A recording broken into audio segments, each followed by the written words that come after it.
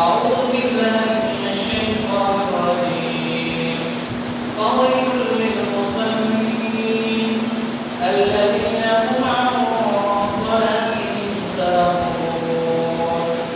سبحان ربك رب العزة عما يصفون وسلام على المرسلين والحمد لله رب العالمين.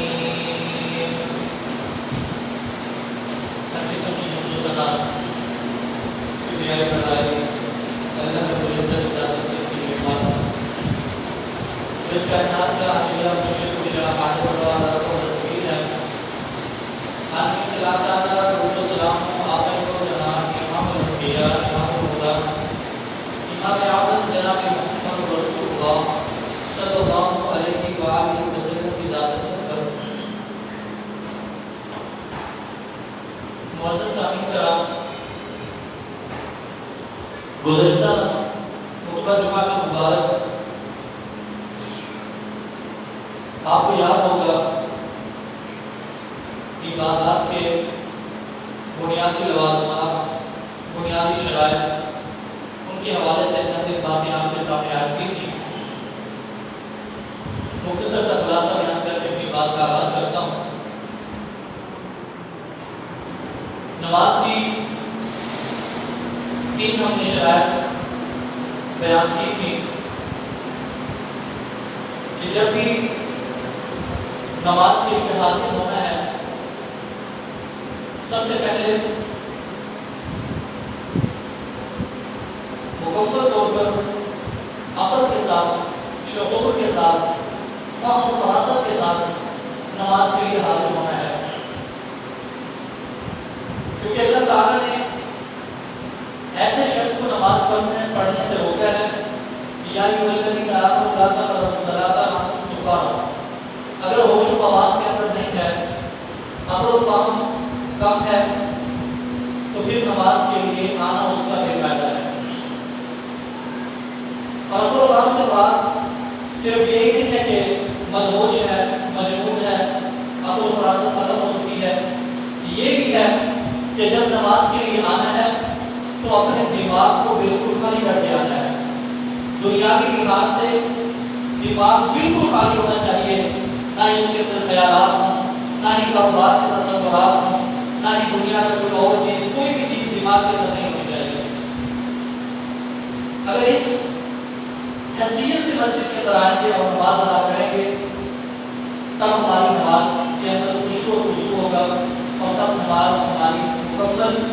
صحت یاب ہوگی اور اللہ کی بات کا قبول منظور بھی ہوگی. اور دوسرے نمبر پر مکمل توجہ کے ساتھ اللہ تعالی کی طرف متوجہ ہو کر نماز ادا کرنی ہے. اگر توجہ تھوڑی سی بھی ہٹ گئی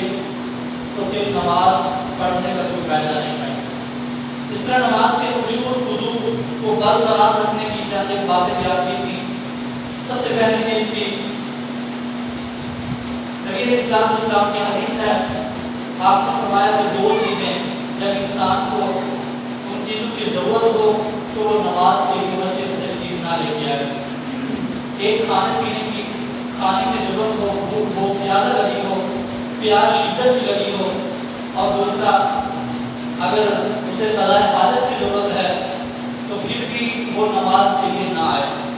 اگر ان دونوں صورتوں کے اندر نماز ادا کرے گا تو نماز کے اندر خشوع اور خضوع برقرار نہیں رہ سکے گا. اس لیے نبی علیہ السلام نے اسے منع کیا تھا. اور دوسرے نمبر پر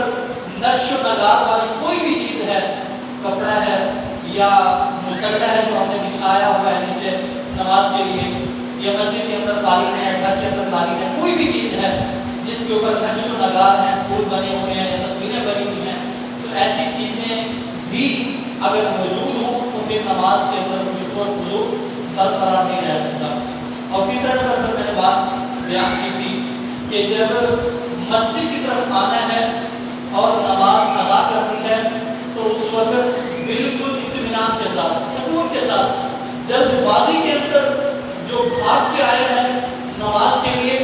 تو وہ بھاگ کے آیا ہے اور وضو کیا ہے، بڑی جلد بازی کے اندر آ کر نماز اس نے شروع کی ہے تو اس کی نماز کے اندر بھی کبھی خشوع اور خضوع مکمل نہیں ہو سکتا.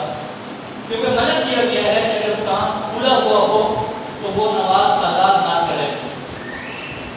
تو جو بھاگتا ہوا آیا ہے، جلد بازی کے اندر آیا ہے، اس فکر میں کہ کہیں رکعت اڑایا جائے، کہیں نماز چلی نہ جائے، پہلے کام کاج کے اندر مصروف رہا ہے، جب دیکھا بالکل وقت ختم ہونے والا ہے اس وقت دوڑ لگا لی، تو ایسی صورت میں بھی خشوع و خضوع برقرار نہیں رہ سکتا۔ تو اس لیے آرام و سکون کے ساتھ نماز کا وقت موجود ہے، گھڑیاں موجود ہیں، اسپیکر آزان سب کچھ ہوتا ہے، سہولیات موجود ہیں،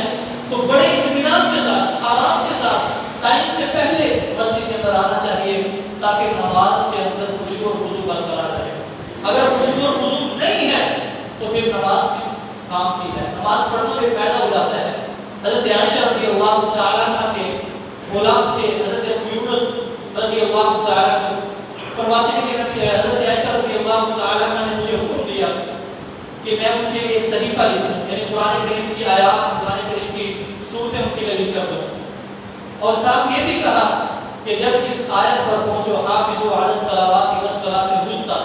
جب اس آیت پر پہنچو تو مجھے ضرور حکم دینا، مجھے بتانا، خبر دینا۔ فرماتے ہیں جب میں اس آیت پر پہنچا تو سیدہ عائشہ رضی اللہ تعالیٰ عنہ کو میں نے اطلاع دی کہ میں نے یہ آیت لکھنے والا ہوں، تو حضرت عائشہ رضی اللہ تعالیٰ عنہ نے مجھے اس بات کا حکم دیا کہ یہ بھی لکھو حافظوا علی الصلوات والصلاۃ الوسطی وصلاۃ العصر وقوموا للہ قانتین، کہ نمازوں کی حفاظت کرو، بالخصوص درمیانی نماز کی، اور ساتھ وصلاۃ العصر بھی کہا کہ عصر کی نماز کی بھی حفاظت کرو۔ اس کا مطلب حضرت عائشہ رضی اللہ تعالیٰ عنہ کے نزدیک درمیان والی جو نماز ہے وہ مغرب کی نماز تھی، اس وجہ سے انہوں نے عصر کی نماز کو بھی ساتھ لکھنے کا حکم دیا، اور ساتھ فرمایا وقوموا للہ قانتین، یہ بھی آیت ساتھ لکھو کہ جب نماز کے لیے کھڑے ہونا ہے تو عاجزی کے ساتھ، انکساری کے ساتھ، خشوع و خضوع کے ساتھ نماز کے اندر کھڑے ہونا ہے۔ تو جو اس کیفیت سے کھڑا ہوگا، خشوع و خضوع کے ساتھ، عاجزی اور انکساری کے ساتھ جو کھڑا ہو کے نماز ادا کرے گا، اللہ تعالیٰ اپنے بندے کے ساتھ اس نماز میں مخاطب ہوتے ہیں۔ تو جو خشوع و خضوع برقرار نہیں رکھے گا، عاجزی اور انکساری نہیں ہوگی، جو اللہ سے منہ موڑے گا، تو پھر اللہ تعالیٰ بھی اس سے غیر نہیں ہے۔ تو اس لیے سب سے بہترین نماز کی قبولیت اسی چیز کے اندر ہے کہ نماز کے لیے جلد بازی میں آنا نہیں چاہیے، بڑے اطمینان کے ساتھ، سکون کے ساتھ۔ اور چوتھی چیز ہے کہ بہترین انداز کے اندر وضو کرنا۔ گزشتہ جمعہ میں مختصر سی بات میں نے کی تھی کہ نماز کی شرائط میں سے ہے، اول شرط ہے کہ طہارت کا صحیح طریقے سے حاصل ہونا، وضو کا اچھے طریقے سے کرنا، یہ سب سے پہلی شرط ہے نماز کی۔ اگر وضو مکمل نہیں ہے، ناقص ہے، وضو درست نہیں ہے، طہارت صحیح نہیں ہے، تو پھر نماز بھی کسی کام کی نہیں ہے، نماز بھی کبھی قابل قبول نہیں ہو سکتی۔ تو اس لیے وضو کو بہترین طریقے سے کرنا، طہارت حاصل کرنا، یہ نماز کے اندر خشوع و خضوع کو برقرار رکھنے کا سب سے بڑا ذریعہ ہے۔ نبی علیہ الصلوۃ والسلام کی حدیث ہے، آپ فرماتے ہیں ما من امرئ مسلم تحضره صلاۃ مکتوبۃ، کہ کوئی بھی شخص جب فرض نماز کا وقت ہوتا ہے اور وہ اچھی طرح وضو کرتا ہے اور پھر اچھی طرح رکوع کرتا ہے، پھر خشوع و خضوع کے ساتھ سجدہ کرتا ہے، اسی طرح مکمل نماز پڑھتا ہے، تو الا کانت کفارۃ لما قبلها من الذنوب، تو وہ نماز اور اچھے طریقے سے وضو کرنا وہ انسان کے لیے انسان کے گناہوں کا کفارہ بن جاتی ہے۔ شرط کیا ہے؟ اچھی طرح وضو کرنا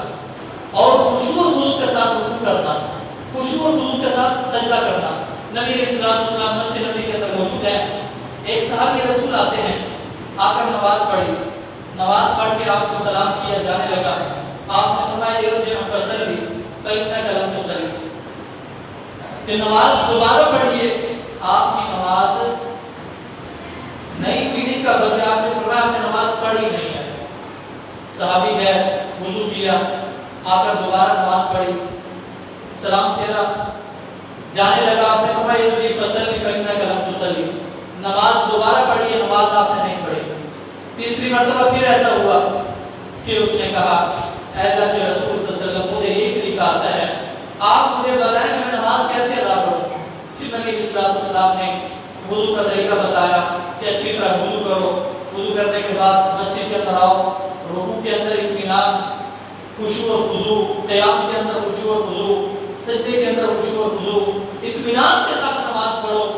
تو پھر تمہاری نماز صحیح ہوگی، درست ہوگی۔ اس لیے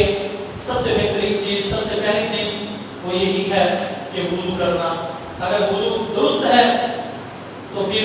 نماز بھی درست ہوگی، اگر نماز درست ہے تو پھر انسان کے گناہوں کا کفارہ بنے گا۔ اور دوسرے نمبر پر حضرت حفصہ سلمی رضی اللہ تعالیٰ عنہ فرماتے ہیں کہ میں اس وقت اہل مشرکین میں سے تھا، مسلمان نہیں تھا، لیکن شرک میں بہت برا جانتا تھا۔ مجھے کسی نے بتایا کہ مکہ کے اندر ایک شخص ہے جو نبوت کا دعویٰ کر رہا ہے، تو مجھے شوق پیدا ہوا کہ میں جا کر ایسے شخص سے ملاقات کروں۔ فرماتے ہیں کہ میں نبی علیہ السلام کے پاس آیا اور آ کر کئی ایک سوالات کیے،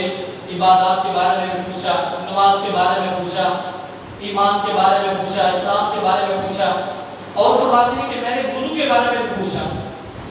کہ پیارے پیغمبر علیہ السلام وضو کے بارے میں آپ کیا جانتے ہیں کہ وضو کیسے کرنا چاہیے، وضو کا طریقہ کیا ہے، وضو کی فضیلت کیا ہے۔ تو فرماتے ہیں کہ نبی علیہ السلام نے مجھے بتلایا کہ جو شخص وضو کرتا ہے، کلی کرتا ہے، تو کلی کی وجہ سے اور ناک میں پانی ڈالنے کی وجہ سے جو کلی منہ کے گناہ ہیں، چہرے کے گناہ ہیں، وہ سارے گر جاتے ہیں۔ پھر فرمایا چہرہ دھوتا ہے، چہرے کے گناہ ختم ہو جاتے ہیں، اس طرح بازو دھوتا ہے، ہاتھ دھوتا ہے، ہاتھ کے گناہ چلے جاتے ہیں، اور غسل کرتا ہے، سر کے گناہ چلے جاتے ہیں، پاؤں دھوتا ہے، پاؤں کے گناہ چلے جاتے ہیں، حتیٰ کہ فرمایا کہ ناخنوں کے اندر جو گناہ پھنسے ہوتے ہیں وہ بھی گر جاتے ہیں وضو کرنے کی وجہ سے۔ اور پھر فرمایا کہ وضو کرنے کے بعد جب وہ نماز کے لیے کھڑا ہوتا ہے تو اللہ تعالیٰ کی جو شان ہے، حمد و ثنا وہ بیان کرتا ہے اور خشوع و خضوع کے ساتھ نماز ادا کرتا ہے، اپنا دل اللہ کے لیے وقف کر دیتا ہے، مکمل خیالات کے ساتھ، مکمل تصورات کے ساتھ نماز کو دل لگی کے ساتھ ادا کرتا ہے۔ تو فرماتے ہیں کہ نبی علیہ السلام نے فرمایا وہ شخص ایسے ہو جاتا ہے کہ جیسے اس کی والدہ نے اسے پہلے دن پیدا کیا تھا اور وہ گناہوں سے بالکل پاک تھا، گناہوں سے بالکل پاک تھا۔ اس کی بھی کیفیت ایسے ہو جاتی ہے اچھی طرح وضو کرنے کی وجہ سے اور خشوع اور خضوع کے ساتھ نماز ادا کرنے کی وجہ سے انسان گناہوں سے بالکل پاک ہو جاتا ہے۔ حضرت عثمان رضی اللہ تعالیٰ عنہ وضو کا طریقہ بتلاتے ہیں کہ نبی علیہ السلام کس طرح وضو کیا کرتے تھے۔ لقد كان لكم في رسول الله اسوة حسنة، اور نبی علیہ السلام کی مکمل زندگی ہمارے لیے اسوہ حسنہ ہے۔ اگر ایک بھی عمل ایسا کرے گے جو رسول اللہ صلی اللہ علیہ وسلم کی سنت کے خلاف ہوگا تو پھر وہ عمل ہمارا قبول نہیں ہوگا، وہ ہمارا عمل برباد ہو جائے گا۔ اس لیے رسول اللہ صلی اللہ علیہ وسلم کے مکمل بتلائے ہوئے طریقے کے مطابق ہر عمل کرنا چاہیے۔ جو بھی عبادت ہے، کوئی بھی کام ہے، تو وہ اگر رسول اللہ صلی اللہ علیہ وسلم کی سنت کے مطابق کیا جائے گا تب وہ اللہ کی بارگاہ میں قبول ہوگا۔ صلو کما رأیتمونی اصلی، نبی علیہ السلام نے فرمایا جس طرح مجھے تم نے نماز پڑھتے ہوئے دیکھا ہے ایسے تم نے نماز پڑھنی ہے، جس طرح مجھے تم نے وضو کرتے ہوئے دیکھا ہے ایسے تم نے وضو کرنا ہے، جس طرح مجھے تم نے روزہ رکھتے ہوئے دیکھا ہے ایسے رکھنا ہے، جس طرح مجھے تم نے عبادات کرتے ہوئے دیکھا ہے ایسے تم نے عبادات کرنی ہے، تب جا کر تمہاری عبادت اللہ کی بارگاہ میں قبول ہوگی۔ حضرت عثمان غنی رضی اللہ تعالیٰ عنہ نبی علیہ السلام کی مکمل وضو کا طریقہ بیان کرتے ہیں کہ آپ کس طرح وضو کرتے تھے، اور بیان کرنے کے بعد فرماتے ہیں کہ میں نے نبی علیہ السلام کو دیکھا آپ بالکل اسی طرح وضو کرتے تھے۔ بہت ساری احادیث ہیں وضو کے بارے میں، ایک حدیث آپ کے سامنے رکھتا ہوں۔ فرماتے ہیں کہ نبی علیہ السلام وضو کیا کرتے تھے، سب سے پہلے اپنے دونوں ہاتھ دھوتے، ایک ہتھیلی کے اندر پانی لیتے، دوسرے ہاتھ کو ملا کر ہتھیلی دونوں ہتھیلیاں دھوتے تھے اور اس کے بعد آپ انگلی کا خلال کرتے تھے. یہ دوسری روایت کے الفاظ ہیں کہ آپ انگلی کا خلال بھی کرتے تھے اور اس کے بعد آپ کلی کرتے, ایک چلو لیتے, اسی کے ساتھ ہی کلی بھی کرتے اور ناک میں پانی چڑھاتے تھے. پھر اس کے بعد آپ 3 مرتبہ چہرہ دھوتے. چہرہ کہاں سے دھونا ہے؟ پیشانی مکمل یہاں سے تھوڑی کے نیچے تک, اور اس کے بعد آپ بازو دھوتے کوہنی تک. پھر اس کے بعد آپ مسح کرتے, مکمل سر کا مسح, پیشانی سے لے کر گھٹنے تک, پھر گھٹنے سے واپس آپ مسح کرتے تھے. پھر کان کا مسح کرتے اور پھر نبی علیہ الصلوۃ والسلام پاؤں دھوتے تھے 3 مرتبہ, ٹخنوں تک, ٹخنوں سمیت دھوتے تھے. تو یہ نبی علیہ الصلوۃ والسلام کے وضو کا طریقہ ہے. اگر ہم اس کے اندر تھوڑا سا بھی اضافہ کریں گے یا تھوڑی سی بھی کمی کریں گے تو پھر ہمارا وضو صحیح نہیں ہوگا, درست نہیں ہوگا. مکمل رسول اللہ صلی اللہ علیہ وسلم کے وضو کی طرح ہمیں وضو کرنا ہے, پھر ہمارا وضو بھی, طہارت بھی مکمل ہوگی اور ہماری نماز بھی مکمل ہوگی اور پھر ہم گناہوں سے بھی بچ جائیں گے. تو چوتھے نمبر پر یہی چیز ہے کہ اگر نماز کے اندر خشوع اور خضوع کو برقرار رکھنا ہے تو پھر وضو اچھا ہونا چاہیے, طہارت اچھی ہونی چاہیے. اگر وضو اچھا ہے, وضو مکمل ہے, ناقص نہیں ہے, طہارت مکمل ہے, تو پھر نماز کے اندر خشوع و خضوع برقرار رہ سکتا ہے. اگر طہارت مکمل نہیں ہے تو پھر نماز کے اندر خشوع و خضوع نہیں رہے گا. اور 5ویں نمبر پر فرمایا نماز کے اندر نگاہوں کو پست رکھنا ہے, جھکا کے رکھنا ہے. نگاہوں کو اوپر نہیں اٹھانا, اوپر کی طرف نہیں دیکھنا. نبی علیہ السلام فرماتے ہیں لا ينتهين اقوام يرفعون ابصارهم الى السماء في الصلاه,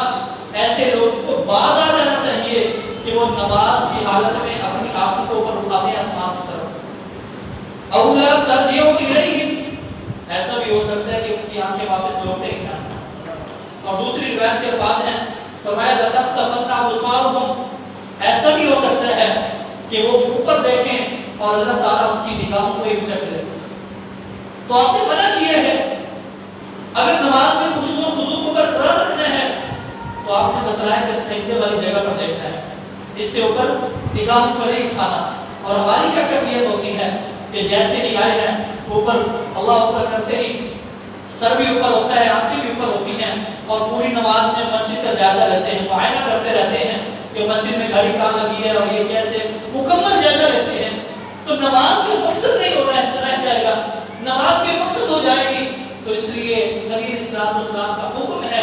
کہ نماز کے اندر خشوع و خضوع اگر برقرار رکھنا چاہتے ہو تو اپنی نگاہوں کو پست رکھو.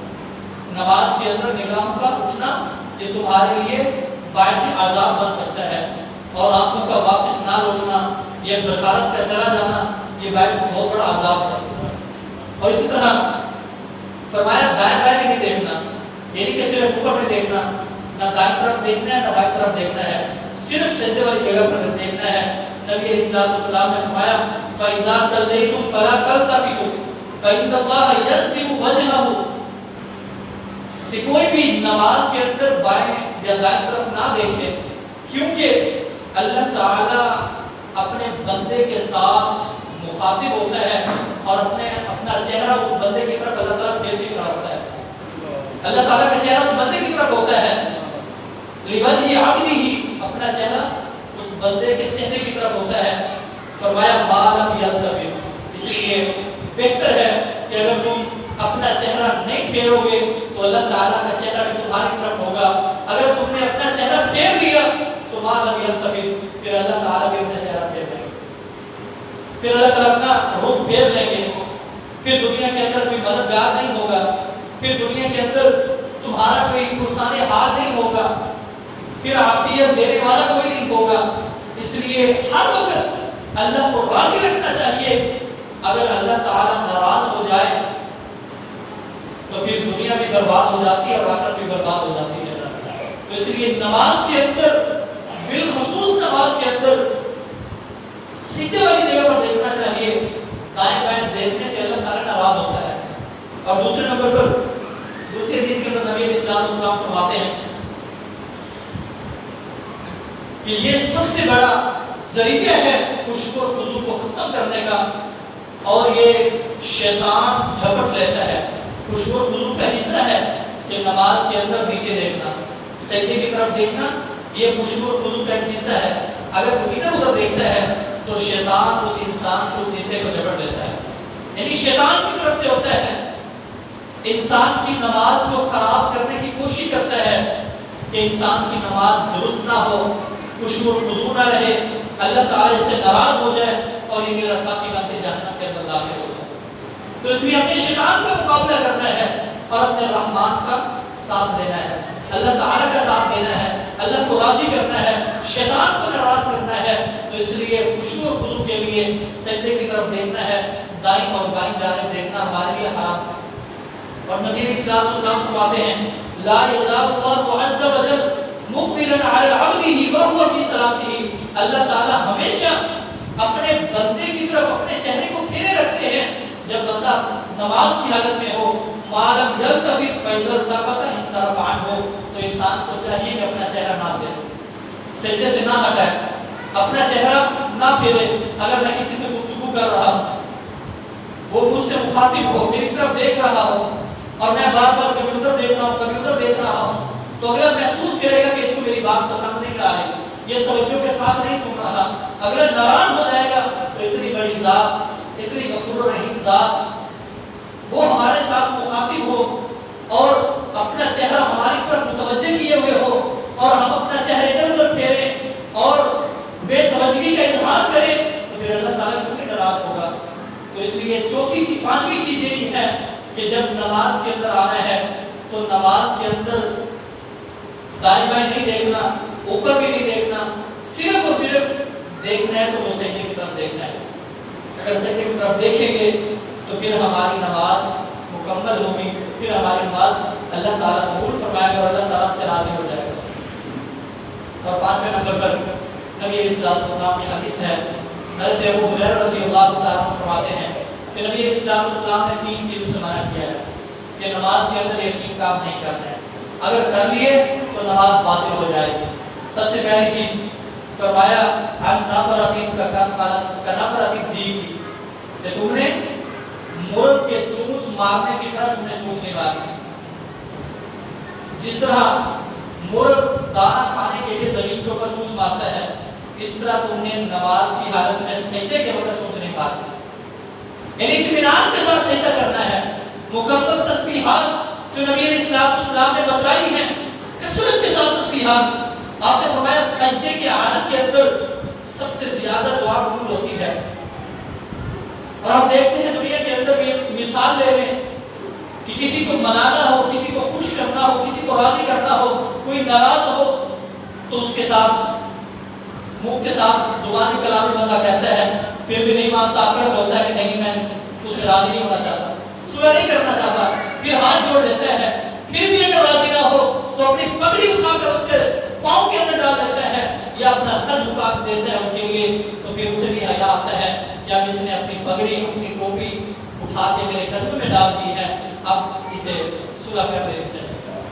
اپنی ساری کی ساری غلطیاں یا اپنی ساری کی ساری ناراضگی بھول جاتا ہے صرف اسی کام کی وجہ سے، تو بندہ اپنے رب کے سامنے اپنی پیشانی کو جھکا لیتا ہے تو اللہ تعالیٰ فرماتے ہیں مجھے بھی حیا آتا ہے، اے بندے مجھ سے مانگ، تو نے اپنی پیشانی میرے قدموں میں جھکائی ہوئی ہے، میرے سامنے جھکا دی ہے، اب مانگ مجھ سے جو مانگتا ہے مجھے عطا کر۔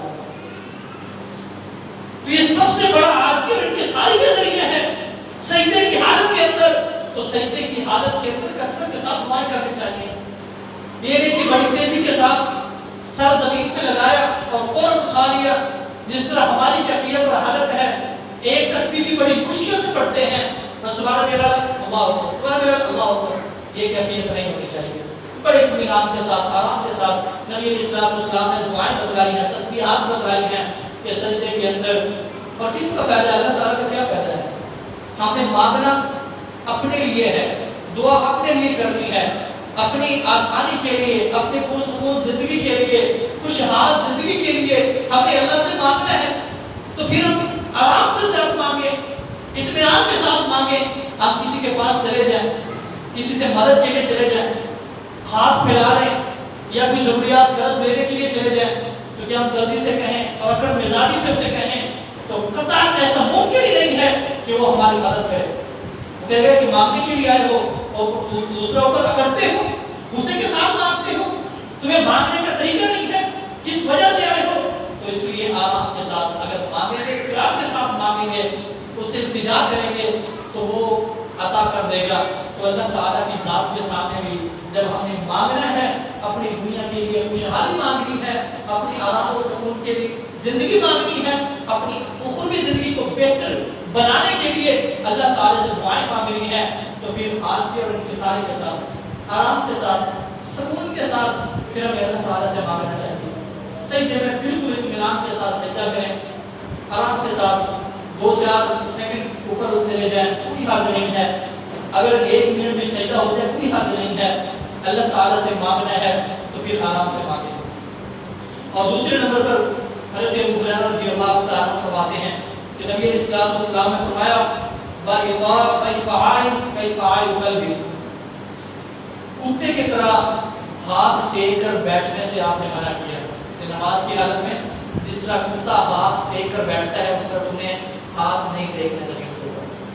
سجدے کی حالت میں جس طرح ہماری کیفیت ہوتی ہے کہ جب سجدہ کرتے ہیں تو اپنی ہاتھ دونوں بازو جو ہے وہ زمین کے اوپر نکال دیتے ہیں،